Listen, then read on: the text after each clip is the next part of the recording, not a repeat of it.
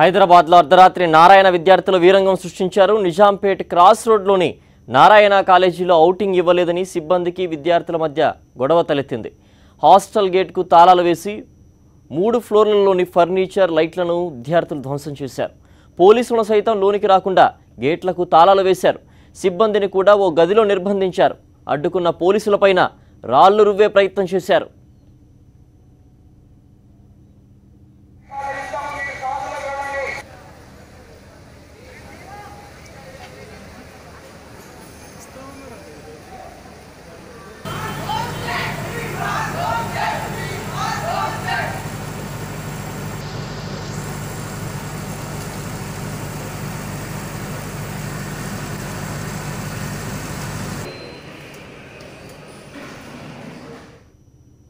నారాయణ విద్యార్థుల వీరంగంపై మరింత సమాచారం మా కరెస్పాండెంట్ తిరుమల అందిస్తారు. తిరుమల చెప్పండి, ఏకంగా ఒక కాలేజ్ ఫర్నిచర్ని ధ్వంసం చేయడమే కాకుండా ఫ్యాకల్టీ మెంబర్స్ అందరినీ కూడా నిర్బంధించారు. అలాగే పోలీసులపై కూడా రాళ్లు రువ్వే ప్రయత్నం చేసినట్టు తెలుస్తోంది. దీనికి సంబంధించి పూర్తి డీటెయిల్స్ ఏంటి తిరుమల?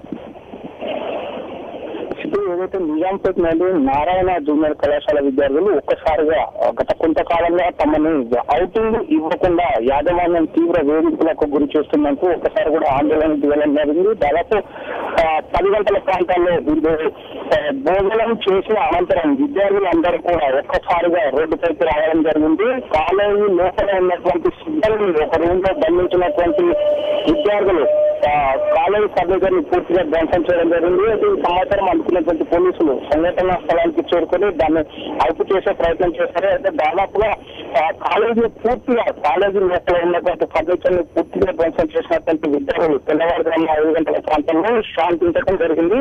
అదేవిధంగా పోలీసులు కాలేజీ యాజమాన్యంతో మాట్లాడి పిల్లలందరినీ కూడా వ్యక్తిగత సెలవుల పైన ఇంటికి పంపించేందుకు ఒప్పించడంతో వివాదం అనేది ఇప్పుడు సద్దుమని కూడా చెప్పుకోవచ్చు. అదేవిధంగా ఈ సమాచారం అందుకుని అతనికి ఉన్నటువంటి మీడియాను కూడా పోలీసులు సమీపంలోకి రానియకుండా అడ్డుకునే ప్రయత్నం కూడా చేయడం జరిగింది.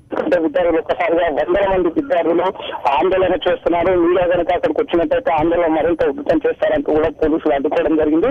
ఏమి ఏమైనప్పటికీ కూడా కొద్దిసేపటి క్రితమే ఈ ఆందోళన అనేది సద్దుమని కూడా చెప్పుకోవచ్చు. అదేవిధంగా విద్యార్థులు అందరూ కూడా తమ ఇళ్లకు వెళ్లేందుకు అన్ని ఏర్పాట్లు చేసుకోవడం జరిగింది. సిద్ధు.